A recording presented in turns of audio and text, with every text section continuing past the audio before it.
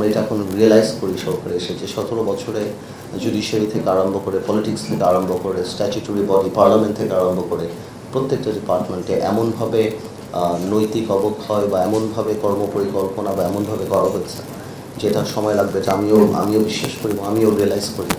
But আমাদের মাথায় রাখতে হবে যে আমরা জানি কোনোভাবেও সেই দিকে পা না দিই এবং আমাদের রেগুলেটরি বডি এবং তাদের সাথে সেই সম্পর্ক করে এবং আমাদের জিনিসগুলি, আমাদের ইচ্ছা, আমাদের যে একটা বাংলাদেশকে একটা নতুন দিকে নিয়ে যাওয়ার যে স্বপ্ন, সেই জিনিসটা এবং সবচেয়ে বড় কথা যে ড্যামেজগুলি হয়েছে সেগুলি রিপেয়ার করা এবং নিউ সিস্টেম ডেভেলপ করা, সেই জিনিসগুলিতে আমাদের কনসেন্ট্রেট করতে হবে। Is very important. At the same time social values, আমাদের মুক্তিযুদ্ধের চেতনা থেকে আরম্ভ করে সব কিছুকে আমাদের অ্যাপ্লাই করতে হবে।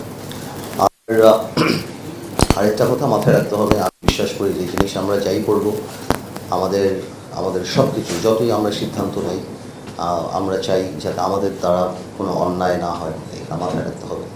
যখনই আমি বিশ্বাস করি পার্সোনাল লেভেলে যে যখনই আপনি ভালো কিছু করতে চাবেন, আল্লাহর একটা রহমত আপনার উপরে থাকবে। আপনি যদি ইউর ইন্টেনশন ইজ গুড, তাহলে একটা ডিভাইন ব্লেসিং আল্লাহ তাআলা দিয়ে থাকে। সেটাই মাথায় রাখবো আমরা, যাতে আমরা আগামীতে ঠিক করে কাজ করি, সবাই মিলে ভালোভাবে। It's a team work. আপনারা যেখানে বসে আছেন, আমার চেয়ে অনেক বেশি এক্সপার্টিজ আপনাদের।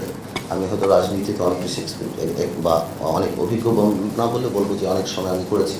বাট এই জায়গাগুলিতে আপনারা আমাদের চেয়ে কীভাবে পরিচালনা করা হয় ব্যুরোক্রেটিক কাজগুলি, আপনারা আমাদের চেয়ে অনেক বেশি এক্সপার্ট। কারণ আমাদের কাজটা হলো to mitigate the harshness, sometimes bureaucratic সিদ্ধান্ত, এবং জনগণের কাছে এটাকে পৌঁছে দেওয়া এবং জনগণকে আপলিফ্ট করা, তাদের ইন্টারেস্ট প্রোটেক্ট করা এবং তাদের জানার একটা রাইট আছে যে আমরা কী করছি, ওনারা আমাদেরকে ভোট দিয়েছে, এবং সেটাকেই জনগণের কাছে পৌঁছে দেওয়া।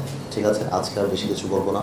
আপনারা দোয়া করবেন, ইনশাআল্লাহ আমরা সবাই একসাথে কাজ করবো সামনের দিকে এবং একটা সুন্দর বাংলাদেশ গড়বো ইনশাআল্লাহ। আসসালামু আলাইকুম।